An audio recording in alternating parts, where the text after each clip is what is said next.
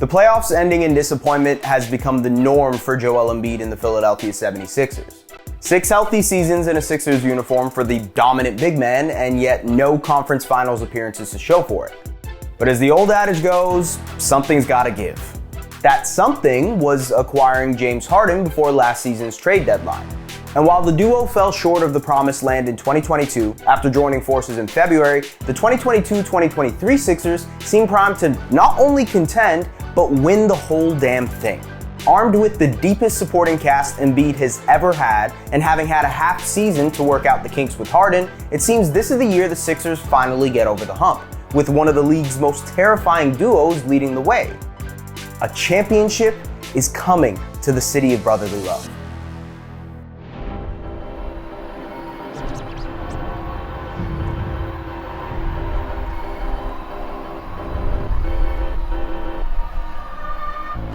There's no question that Sixers president of basketball operations Daryl Morey had to act quickly this summer. After all, Harden is about to turn 33, and his franchise cornerstone, the 28-year-old Embiid, is firmly in his prime. The time is unquestionably now for the Sixers.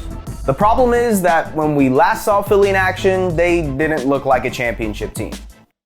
After squeaking past the Toronto Raptors in the first round of the 2022 playoffs, the Sixers were overmatched in the second round against the Miami Heat, who bested them in 6 games. But there are a couple reasons for that. First and foremost, Harden was laboring through a hamstring injury that had kept him in and out of the lineup since the year prior with the Brooklyn Nets. Second, Embiid was hampered by an orbital fracture that limited him to 4 games against Miami.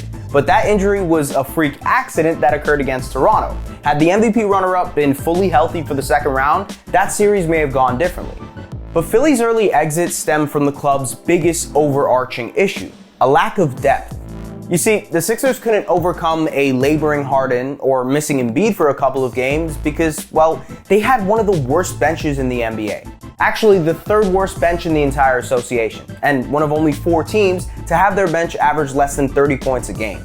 In fact, the Sixers had the worst reserve unit in the 2022 playoffs, averaging a woeful 19.2 points per game and just barely having a positive net rating of 0.1. So it makes sense that when it came time for Harden to rest or when Embiid couldn't play, the Sixers were doomed. Put simply, playing DeAndre Jordan and Matisse Thybulle almost 20 minutes a night just isn't going to win you a lot of playoff games.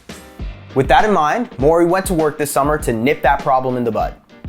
On draft night, Philly acquired Grizzlies guard DeAnthony Melton in exchange for the 23rd pick in the draft and Danny Green, who was expected to miss next season recovering from an ACL tear. Then, Morey used his Rockets connections to reunite Harden with his former teammates PJ Tucker and Daniel House via free agency, and even got the Beard to take a pay cut to help make those acquisitions possible. And while those free agency moves are being investigated by the NBA, it's safe to say, given the league's track record on enforcing tampering, the Sixers will receive nothing more than a slap on the wrist at worst. Ultimately, the Sixers roster has already been transformed. And it doesn't seem like Morey is done either, with reports coming out of Philly that the Sixers are interested in moving Thybulle to add veteran depth like a Patrick Beverley or a backup big behind Embiid. Either way, as of this writing, this is how Philly's rotation should look next season.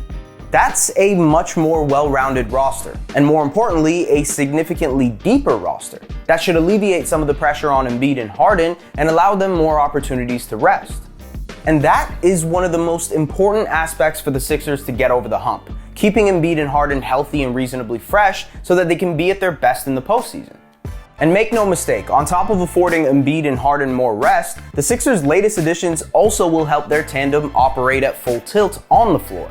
Of duos that played more than 600 minutes together last season, Harden and Embiid ranked 2nd in net rating at plus 15.9. And posted a whopping 122.7 offensive rating on the court together, number 1 across all duos that met that threshold.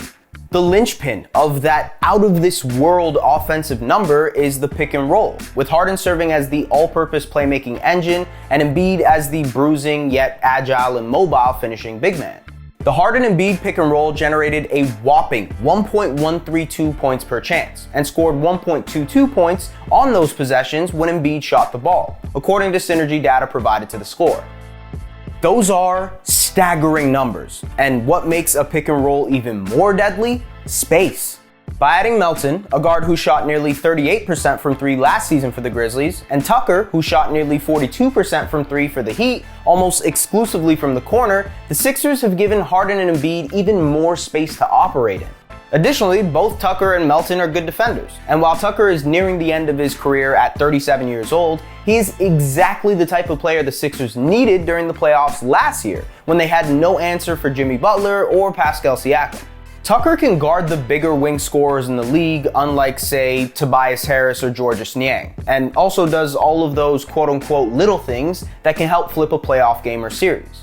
In one summer, the Sixers addressed 3 major components to any successful Harden and Embiid-led team: depth, shooting, and defense. On top of that, Philly is banking on a leap from Tyrese Maxey heading into year 3 after an explosive 2022 playoff run where he averaged over 20 points on 49, 38, 94 shooting splits in 12 postseason games. Maxey's grab-and-go burst, coupled with an improved ability to create shots for himself off the dribble, makes him the perfect release valve for any Harden and Embiid team. At his best, he could be their best scoring guard, and at the very least, he will be a worthy third cog in Philly's system. And now, barring a major injury, they're going to contend for an NBA championship next season. That's a given.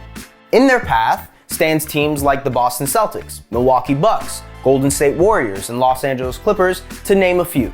But in each of those matchups, the Sixers have some sort of advantage. With the Celtics, Warriors, and Clippers, it is the matchup problem that Embiid poses for opposing big men on the other side of the floor, with virtually no one there to guard the 7-foot, 280-pound center. And when those teams realize they have no one that can guard Embiid straight up, they'll be forced to double team, which opens up things for the Sixers shooters. It's a winning recipe. And while the Bucks may pose the most difficult matchup for Philly, with 2-time MVP Giannis Antetokounmpo standing in the Sixers' way, Philly is uniquely equipped to throw a wrench in Milwaukee's plans because Embiid is one of the only players in the league that is capable of guarding the Greek Freak. The bottom line, though, is that a lot rests on the shoulders of Embiid and Harden, and that they need to be at their best when it matters most. But the team that Morey and crew have built in Philadelphia is almost perfectly suited to do just that.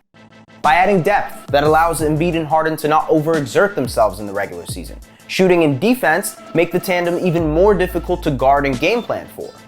And while the 2019 Sixers with Jimmy Butler and Ben Simmons were arguably a more talented team, never before has a Sixers roster been tailored to Embiid's needs like this. So don't be surprised if the transcendent big man is the one hoisting the Larry O'Brien trophy by the end of the season. Thanks for watching. If you like this video and want to see more content like this, hit that subscribe button.